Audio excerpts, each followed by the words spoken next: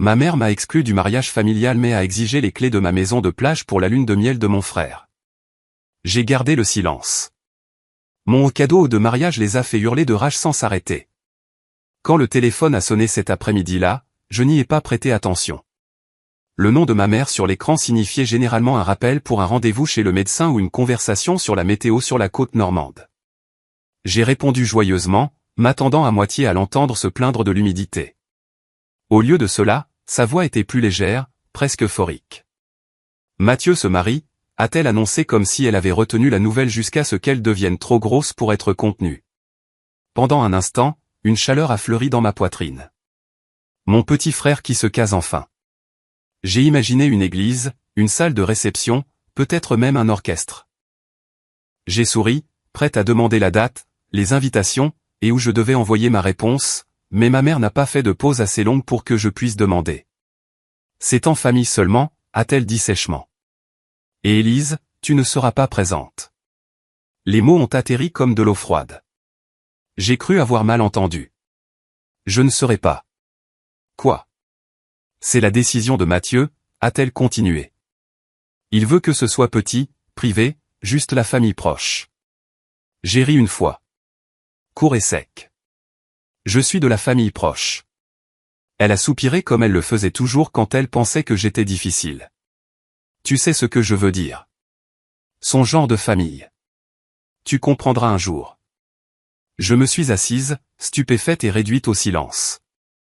Mon frère se mariait, et non seulement j'étais exclu, mais ma mère montait la garde à la porte, s'assurant que je reste dehors. Avant que je puisse formuler une réponse, elle a poursuivi, son ton devenant presque désinvolte. Bref, Mathieu et Éléonore adoreraient utiliser la maison de bord de mer pour leur lune de miel. Ils pensent que ce serait l'endroit parfait pour se détendre. Envoie-leur simplement les clés avant le week-end prochain. Et voilà. Le véritable but de l'appel, non pas pour partager une joie, non pas pour m'inviter, mais pour demander l'accès au seul endroit qui avait toujours été le mien. Ma poitrine s'est serrée. La maison de bord de mer n'était pas juste une propriété. C'étaient des étés d'air salin et de châteaux de sable. De longues soirées avec des livres au bord des vagues, le seul endroit où je m'étais jamais vraiment senti chez moi. J'ai forcé ma voix à rester stable. J'y réfléchirai, ai-je dit. Bien qu'à l'intérieur, quelque chose de tranchant et d'inflexible commençait à se former.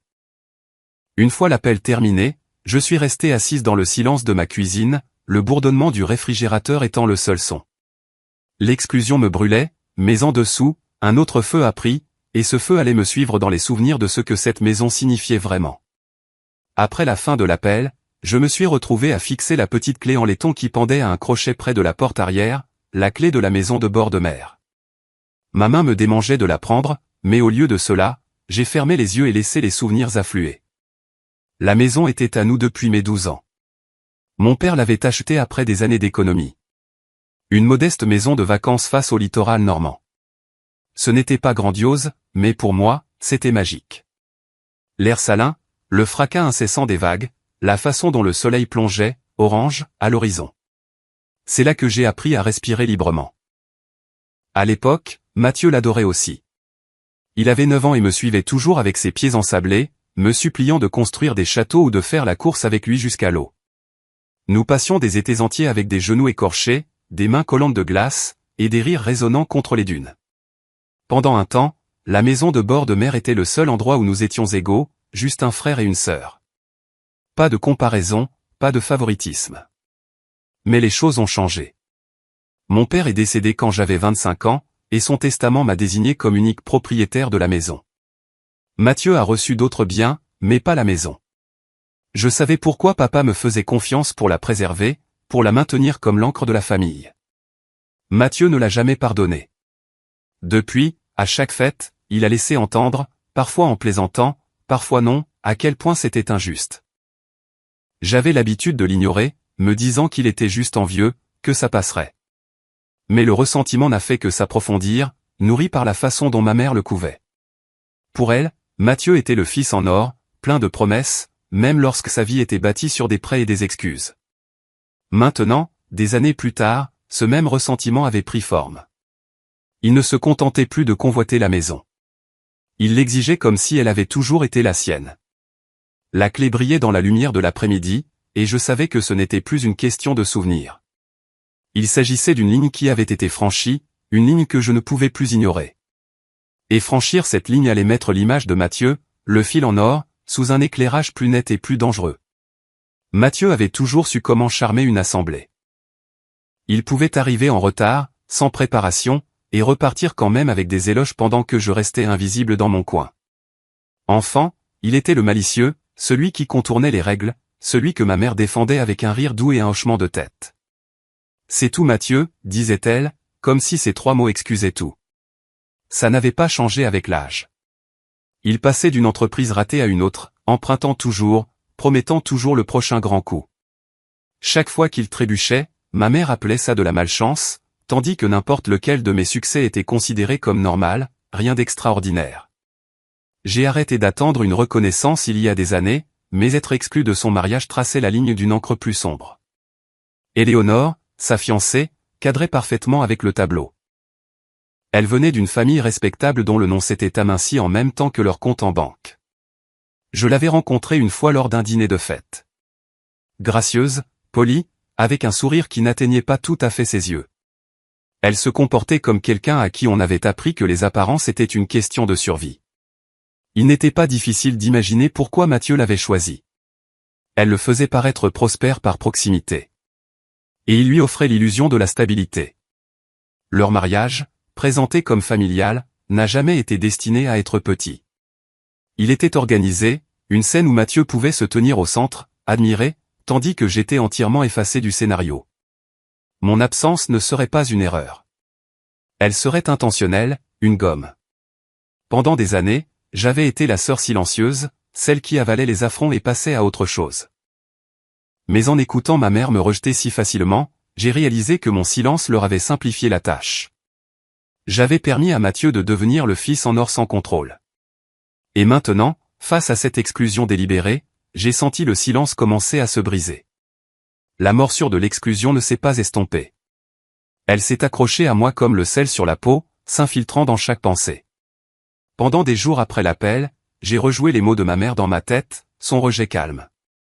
Son pivotement sans effort entre me dire que je n'étais pas la bienvenue au mariage de Mathieu et demander les clés de ma maison. La cruauté n'était même pas déguisée. Elle était désinvolte, comme si je n'étais rien de plus qu'une note de bas de page, utile uniquement pour ce que je possédais. Au début, j'ai porté l'humiliation en silence, comme je l'avais toujours fait. J'ai continué mes routines, le travail, les courses, les soirées passées en silence, prétendant que cela n'avait pas d'importance. Mais chaque fois que je prenais une tasse de café ou que je pliais du linge, l'amertume revenait. L'histoire de ma famille avait toujours été écrite avec Mathieu au centre, et on attendait de moi que je joue le rôle de la sœur calme et conciliante. Pendant des années, je me suis dit que garder le silence était une forme de force, que cela prouvait que j'étais au-dessus de leur favoritisme. Mais maintenant, cela ne ressemblait qu'à une capitulation. Cette nuit-là, je me tenais dans ma cuisine, fixant la clé en laiton qui pendait près de la porte arrière, la clé de la maison de bord de mer, l'héritage de mon père, le seul endroit au monde qui ne m'avait jamais demandé de me faire petite ou de faire des compromis. Et soudain, j'ai compris que donner cette clé à Mathieu sans résistance serait l'effacement final de ma personne. Alors, quand j'ai rappelé ma mère, ma voix était douce, stable. Je lui ai dit que j'y réfléchirais, que je voulais m'assurer que la maison était prête. Elle a semblé satisfaite, peut-être même suffisante, certaine que je reprendrais mon rôle. Mais elle n'a pas entendu ce qui se cachait sous mes mots, le passage de la résignation à la résolution. Je n'allais pas discuter ou supplier. J'en avais fini avec ça. Au lieu de cela, j'allais donner à Mathieu exactement ce qu'il demandait, soigneusement emballé sous la forme d'un cadeau. Seulement cette fois, ce ne serait pas la clé de ma maison. Ce serait la clé de sa perte. Et avec cette décision, le silence que j'avais porté pendant des années s'est finalement fissuré, laissant place à quelque chose de plus tranchant, quelque chose qui ne pouvait plus être ignoré. Je n'ai pas agi dans la précipitation. Agir impulsivement était l'habitude de Mathieu, pas la mienne. Au lieu de cela, j'ai agi avec soin, une question à la fois, un pas tranquille après l'autre.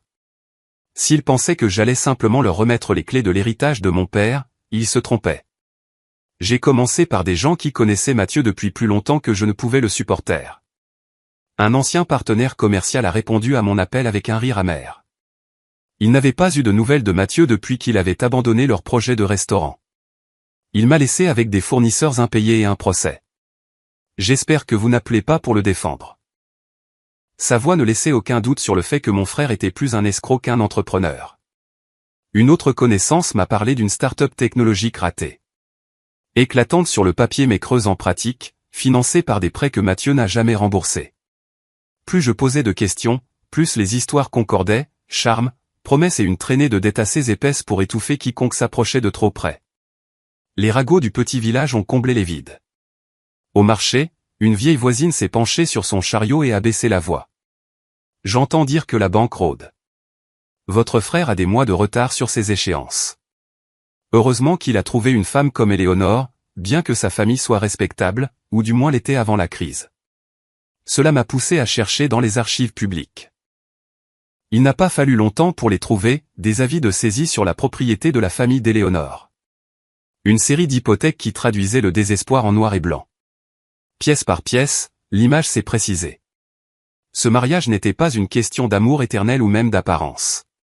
C'était une question de survie, cousue de fil blanc avec un espoir fragile et un sentiment de droit.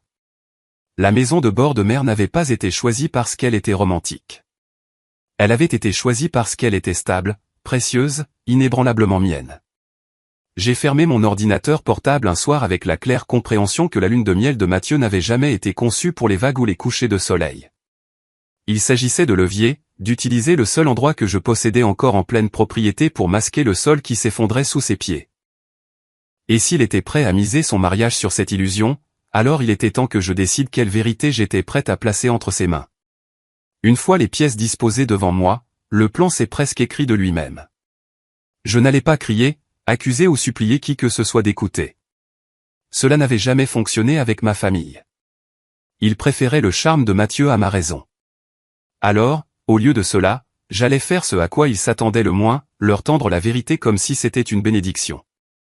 J'ai commencé à rassembler les avis de justice téléchargés des archives publiques, les lettres de créanciers laissées sans réponse, de vieux articles de journaux économiques locaux qui relataient les entreprises éphémères de Mathieu et les désordres qu'il laissait derrière lui. Chaque page confirmait ce que je savais déjà. Son image dorée n'était que du clinquant drapé sur de la pourriture. Mais je ne me suis pas arrêté là. J'ai également inclus des documents sur la famille d'Éléonore. Les saisies et les hypothèques qui racontaient une histoire plus silencieuse de désespoir. Ce n'était pas pour l'humilier, mais pour compléter le tableau. Ce mariage n'était pas une union d'amour, mais de nécessité, et je voulais qu'ils le voient tous les deux, dessiné à l'encre indélébile. J'ai tout glissé dans un porte-document en cuir, du genre que les professionnels utilisent pour les présentations. Cela semblait approprié. Mathieu avait toujours aimé se donner en spectacle, comme s'il était important, comme si le monde se pliait à ses promesses. Qu'il feuillette donc une performance de sa propre création. À l'extérieur, j'ai soigné chaque détail.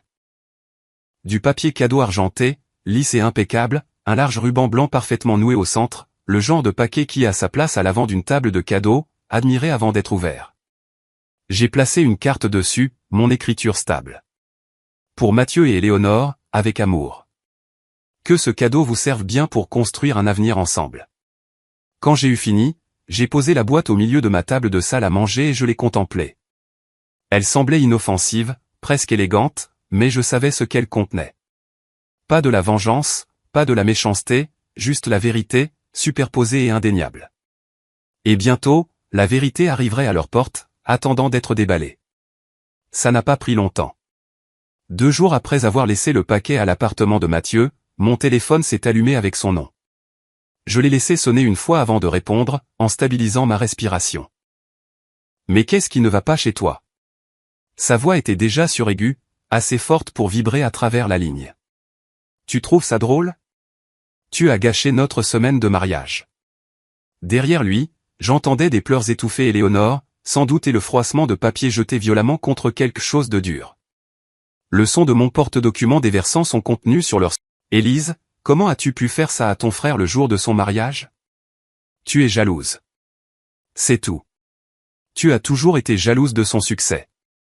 J'ai failli rire, mais ma voix est restée calme. Si par succès tu entends des dettes impayées, des procès en cours et des banques qui le poursuivent, alors oui, je suppose que je suis jalouse de ne pas avoir ces distinctions. Ne déforme pas les choses, a-t-elle lancé sèchement. Tu as mis cette famille dans l'embarras. Non, mère, ai-je dit, en baissant la voix jusqu'à ce qu'elle soit presque aussi stable que la pierre. Mathieu s'est mis dans l'embarras tout seul. Tout ce que j'ai fait, c'est lui tendre un miroir. La ligne est restée silencieuse un moment, remplie seulement par la respiration saccadée de Mathieu et les sanglots d'Éléonore en arrière-plan. Je savais qu'il voulait que je m'effondre, que je me défende, que je m'excuse d'avoir osé sortir de mon rôle, mais je ne l'ai pas fait. J'ai laissé le silence s'étirer jusqu'à ce que Mathieu finisse par raccrocher, claquant la porte à ses propres mots. Et je savais que ce silence ne resterait pas confiné dans les murs de leur appartement bien longtemps. L'onde de choc a commencé presque immédiatement. À la fin de la semaine, j'entendais des murmures à la bibliothèque où je travaillais, des voisins chuchotant à propos des dettes de Mathieu. Les procès refaisaient surface, les créanciers se déplaçant soudainement avec une rapidité renouvelée. Il semblait qu'une fois que les documents avaient quitté les confins de ce papier cadeau argenté, ils avaient trouvé leur chemin vers une circulation plus large. Son image soigneusement polie ne pouvait pas supporter le poids des traces écrites et des factures impayées. La colère d'Éléonore était plus forte que celle de Mathieu. Une cousine m'a appris qu'elle avait quitté leur appartement en trombe après avoir découvert tout ce qu'il lui avait caché. Les avis de saisie, les procès, les promesses qu'il lui avait faites d'un avenir stable. Tout n'était que mensonge. Elle s'était engagée dans un mariage fondé sur les apparences, mais pas sur du sable. Mes parents n'ont pas bien pris la chose. Ma mère, en particulier, traversait la ville le menton haut, mais je savais qu'elle entendait les chuchotements. Pendant des années, elle s'était vantée des entreprises de Mathieu, de son esprit d'entreprise, du fils destiné au succès. Maintenant, ses mêmes voisins la regardaient avec de minces sourires, le genre réservé à quelqu'un dont les histoires s'étaient effondrées. Je n'ai rien dit, ni à eux, ni à personne. J'allais au travail, je rentrais à la maison, je m'occupais de mon petit jardin et je laissais le silence faire ce que des années de mes paroles n'avaient jamais pu faire. Je n'avais pas inventé sa chute. J'avais simplement exposé les preuves. Le reste, c'était la gravité qui entraînait tout vers le bas. Un soir, alors que le soleil plongeait à l'horizon, j'ai marché jusqu'à la plage derrière ma maison. Les vagues arrivaient, régulières et certaines, léchant le rivage comme elles l'avaient toujours fait. Pour une fois, je ne me sentais pas invisible. Je n'avais pas besoin de parler pour être entendu. Et alors que la marée se retirait, laissant le sable propre et nu, j'ai compris que certaines choses, comme les réputations bâties sur des mensonges, n'étaient jamais destinées à durer. La tempête était passée, bien que ses échos persistent. Mathieu s'était retiré dans le silence, Éléonore dans la colère, mes parents dans un déni cassant. Aucun appel n'est venu, aucune excuse, seulement le faible bourdonnement des ragots qui parcouraient la ville. Pour une fois, je n'ai ressenti aucune envie de corriger les faits ou de m'expliquer. La vérité avait déjà parlé plus fort que je n'aurais jamais pu le faire. Un soir, j'ai enlevé mes chaussures et j'ai posé le pied sur le sable frais derrière la maison de bord de mer.